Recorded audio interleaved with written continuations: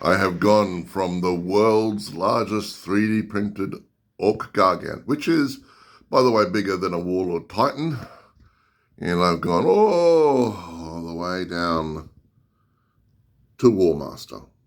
Let me explain why.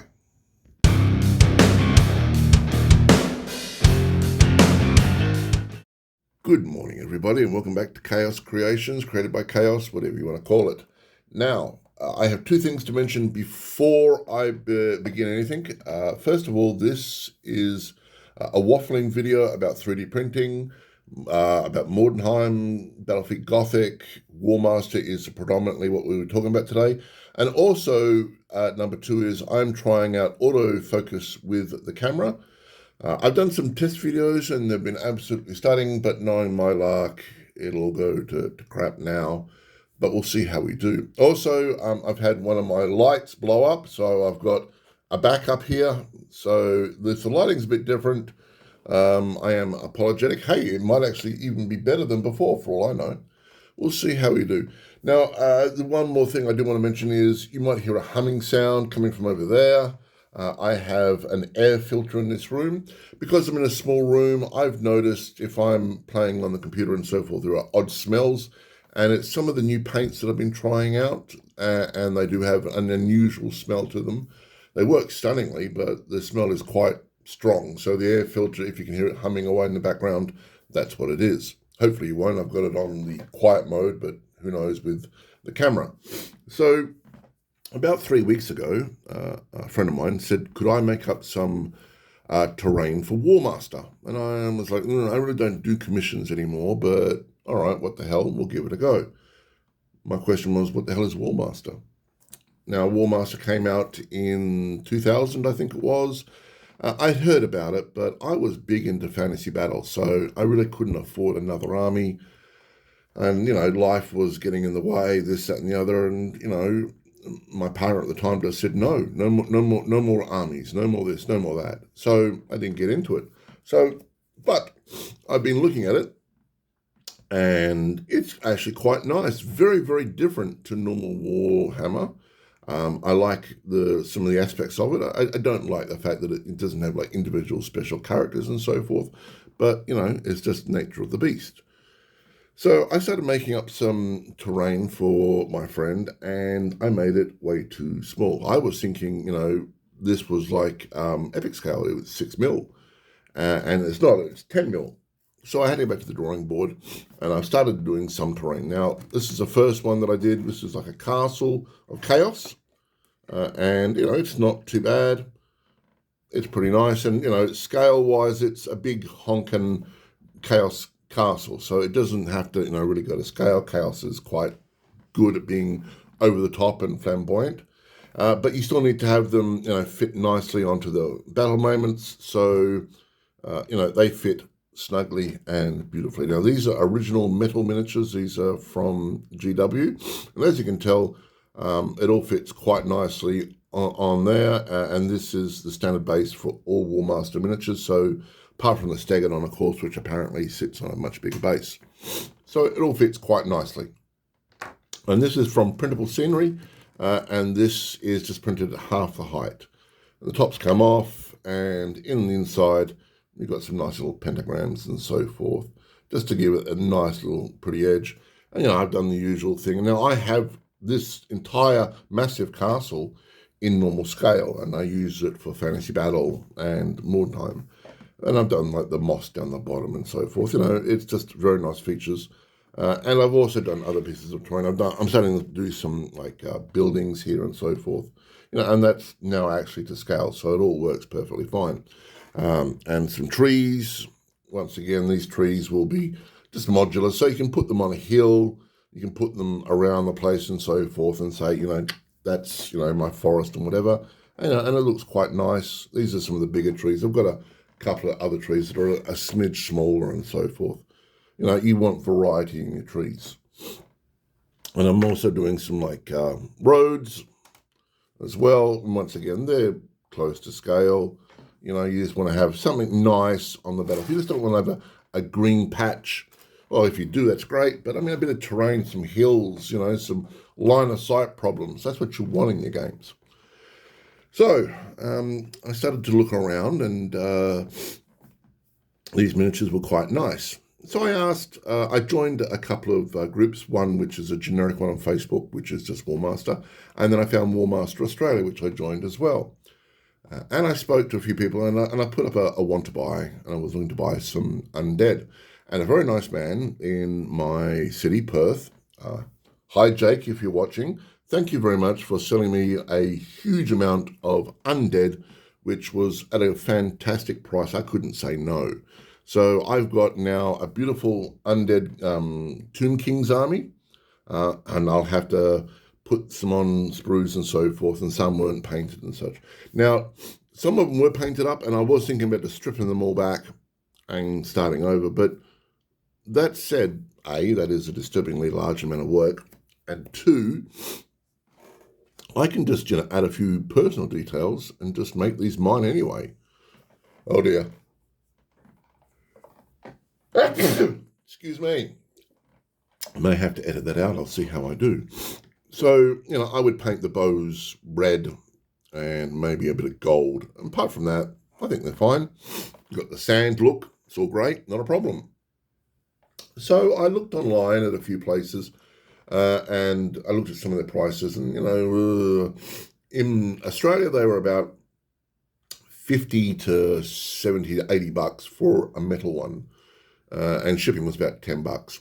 Overseas, they were about the same price, about 80 bucks Australian. However, shipping was around $30, $40. Very expensive. Now, I do have a couple of the old epic scales, which are like, Slanesh and Khorne, and I do have some Nurgle and a Zinch wandering around somewhere. They're in a box somewhere, honest, I know. So I thought, well, I don't want to do demons.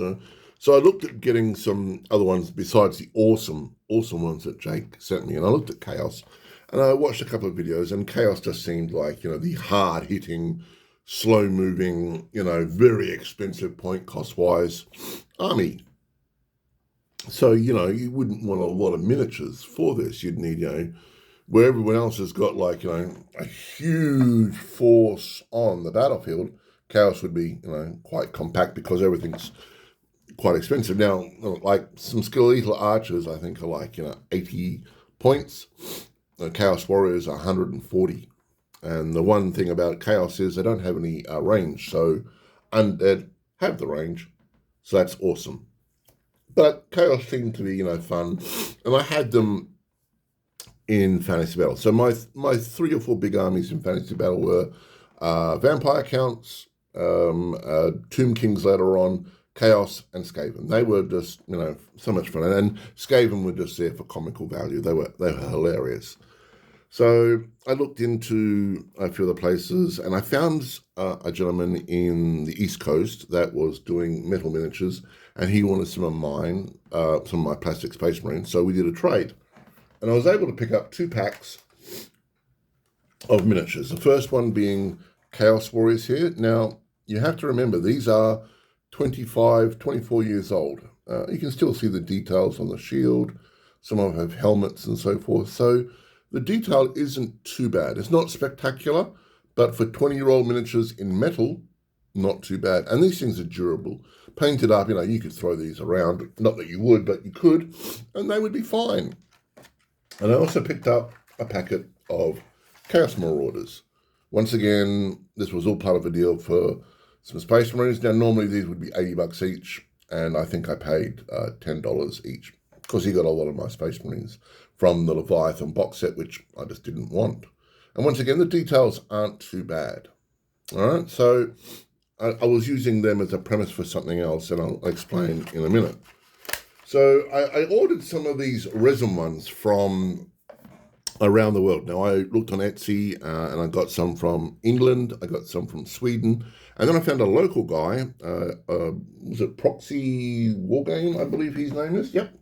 And Proxy Wargame was on the east coast of Australia, and I thought, well, let's buy local as well and see how we do. And I'm glad I did. So the Swedish ones arrived, and now please remember I'm using autofocus here, so bear with me. These turned out average. I'm a resin guy from ages ago, so I know details and so forth. And these are, they're okay. Very expensive, very expensive. These were easily $40 more than anything else I bought. And the details are, they're there, but they're not really there. I mean, you could do so much better, so much better. And I also picked up, I bought a selection from everybody. No, I didn't buy an entire army because I'm not that rich. And I also picked up a zombie dragon with a vampire knight. Now, once again, this is average. I mean, you can see some detail on the shield. You really can't make out the knight. Now, the one thing with all resin miniatures is they're a little fragile.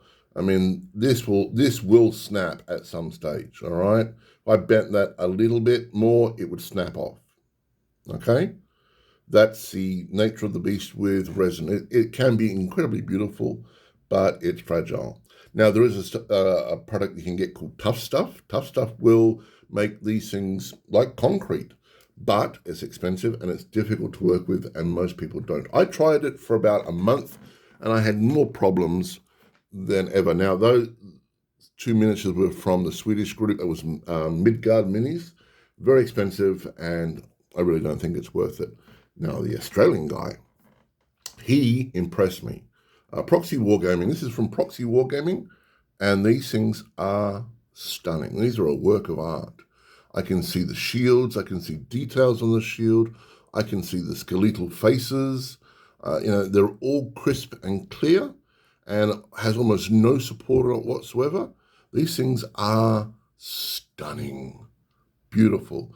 Now, like all resin miniatures for me, I had to make sure these things were washed and cleaned. Now, I have susceptibility to resin, so I had to make sure these things were really good. Now, I'm sure whoever did them made sure that they were nicely washed, but because I've had troubles in the past, I want to make extra certain. Now, I could have worn gloves, but most of the time they're on these things and they'll be painted soon, not a problem. The other thing I picked up from Proxy Wargaming was a vampire count here. Now, hopefully it'll get in focus because this thing is stunning. That is the von Carstein. He is in his armor. He is looking absolutely awesome. This is beautiful, fine work. I cannot stress this enough. If you're looking for a Warmaster army in resin, Proxy Wargaming is the way to go. Now, why am I telling you this now is because of the wonderful letter Proxy Wargaming gives to you. Now, these are care instructions. It tells you how to remove the supports, put them in warm water, and then clippers and so forth. No need to polish and so forth. Sanding pad, 600 grit if you really want to. Shouldn't leave anything, and it shouldn't. These things, for the most part, these things have no supports on them. Now, the last bit, second last bit, our resin is flexible, but it's still fragile. Take care to store these to avoid damage. It's not like plastic where it can bounce. Dropping resin models on a hard surface will cause irreparable damage, and that's true. Many a times when I owned my shop, someone would come in and they'd pick up a huge, beautiful, delicate resin miniature, come towards the counter and then trip or whatever, and it would fall on the ground. Oh, I seem to have broken it. Do you have another? I said, well, when it says one-of-a-kind miniature, no, I don't have any more. That was it. Well, I can't buy a broken one. Good day. And they walk out. So, yes. Now, that said, these miniatures, if I just drop this on, let's say, a carpet floor, the damage would be minimal. Maybe a couple of these swords here might snap off. That would be about it, realistically. Okay? That's just how resin is, and you've got to accept it. Even with this guy here, sooner or later, just from wear and tear, this will snap off quite quickly. I'd say, I'm not going to say like in a week, but in a couple of months, if I'm regularly pulling this out, in and out, accidents happen. We are human. It's going to snap off. All right. Now, that's a little heartbreaking for some people because, they put this time and effort into it. But that said, if I was to buy this in metal, I'd be looking at about 160, 170 bucks. And this, I think, from Proxy was like, I don't know, $10, $15, if that. I can't remember. Proxy, please don't get angry with me if I've said the price wrong. Actually, no, sorry. This isn't Proxy. This is Midgard Minis. My bad, Proxy. I'm very, very sorry. Midgard Minis, this is about $10, $15. Proxy would do the same price, but far better quality. Sorry. Now, the reason why I'm showing you all this is because while these models are reasonably cheap, why not do them in PLA? And you might be saying, well, you can't do the same quality. And you are correct, but you can get reasonably close quality. So what I did was I initially got some free ones off Thingiverse, I think it was. Now, these are like wraiths and whites and so forth. And once again, I've printed them out using the resin settings. Now, what I've done is I've been quite sneaky of late, and what I've done is I've gone into Cura, and all I've done is made the supports bigger. So supports are usually at 0.1. I've made the supports 0.2, but the supports only. So they're thicker. So now I can print these at 0.1, knowing the fact that the supports will be able to hold them. And once again, it's just a simple peeling them off. I'm going to be gentle about it after all, but for the most part, these should just pop off. There you go. Now you've got some webbing happening there and so forth, but there you go. There's some resin, some PLA race. Now, that said, the quality isn't particularly good, but for what it is, and that's about 12 cents, if that, to print that slice.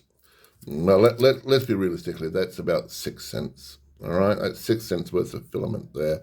And that took, I think, I don't know, like 15, 20 minutes-ish to print.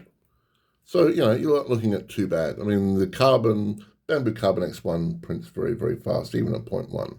So there you go, that's your army. And that's, your unit. And that's about the same size as your undead. So I went, all right, well, let's see what else we can print out. And I went on to my mini factory and I found some chaos. Now these chaos are, once again, not spectacular, but for PLA, they're not bad. They're not doing too badly at all. Now, let me get up another one here that's not been painted up. All right, so here we go. That's a unit of chaos, if hopefully it gets some focus. That's not looking too bad. You've got the shields, you've got some Nurgle symbols, you can see the chainmail, weapons and such. It's not too bad for PLA. And once again, it's the same principle. So the supports are at 0.2 and the models are at 0.1. There you go, and there you go, there's another 6 cents. So I thought, all right, well, let's try some Empire. And I've got some Empire, and then I went on to my favorite, which is Undead. And Undead turned out really well. Hopefully it's getting focus. Now this is, it's got a little bit of fluff there. This is Undead Knight. You can see the chains on the, connecting him to there. You can even see the shield looking quite nice, helmet and so forth and such. Now this would be, now I printed up, I think like 60 of these, and in filament cost-wise, I think it was like $2-ish for a whole 60 knights. That's really impressive. Now, I put this on par with the detail of the original miniatures. So it's not resin quality, but it's, on par with the old metal miniatures. Now, the one thing that PLA has over resin, it doesn't have the fantastic quality, but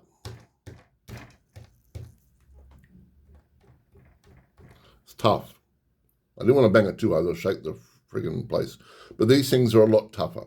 So these things, you can drop on the floor, you could throw them around, not that you'd want to, and they would stay as durable as all hell. So, where are we? I printed out an entire box of Undead Chaos and a few other bits and pieces. Oh, I've got some Chaos Hounds here.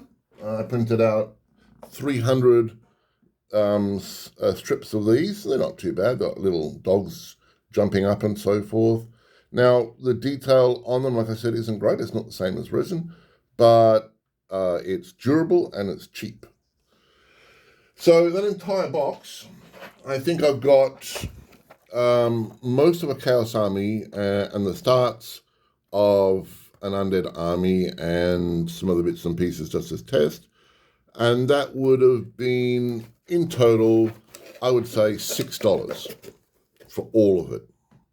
So, yeah. PLA, if you're interested, it's the way to go. It's very, very cheap, very strong, but you're not going to have the most amazing detail. It's on the same par as the original metals. Now, before I go any further, I would like to talk to you about Mordheim and Battlefleet Gothic. I've heard some rumors recently, people going, oh, Mordheim might be returning. And I've been saying for a while now, Mordheim is returning.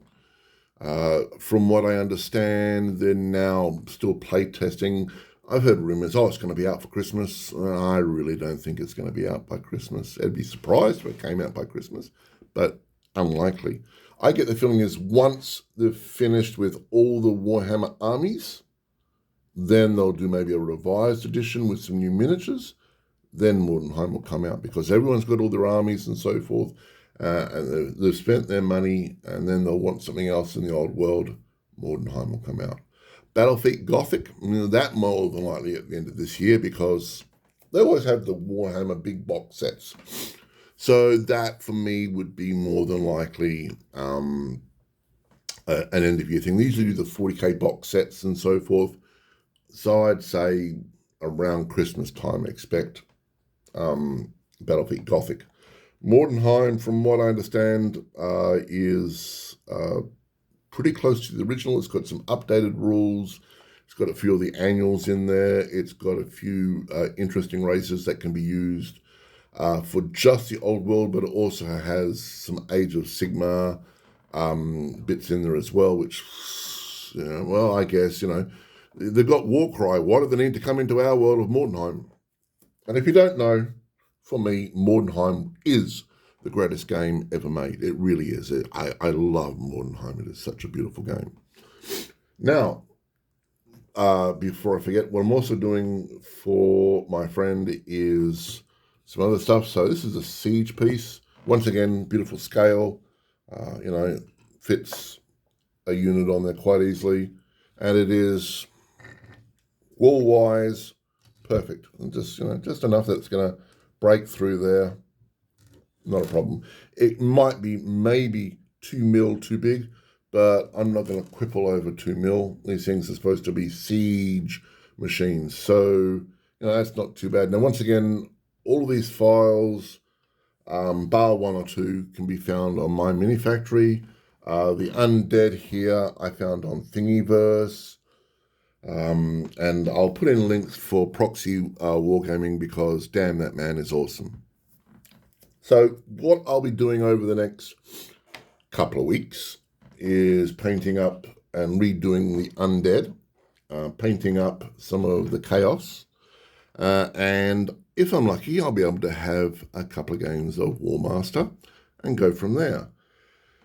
Other than that, not much else. It's coming up for my birthday. I'm going to have some R&R time, I think, and just, relax. If you have any questions, just ask. These files can all be found, if you want to do some PLA printing of Undead and Chaos and so forth, can be found on my mini factory. Just put in 10mm army and you'll be able to find them straight away. These are printable scenery miniatures. This is the Castle of Doom. I will extend it out a lot as well. And please like, subscribe, share, and please comment if you want any information from me. Other than that, I am going to go off and I am going to do some gluing, some painting, and some organizing. And I'm going to have a lot of fun doing it. So always remember, everyone, love the game, love life, This is Chaos out.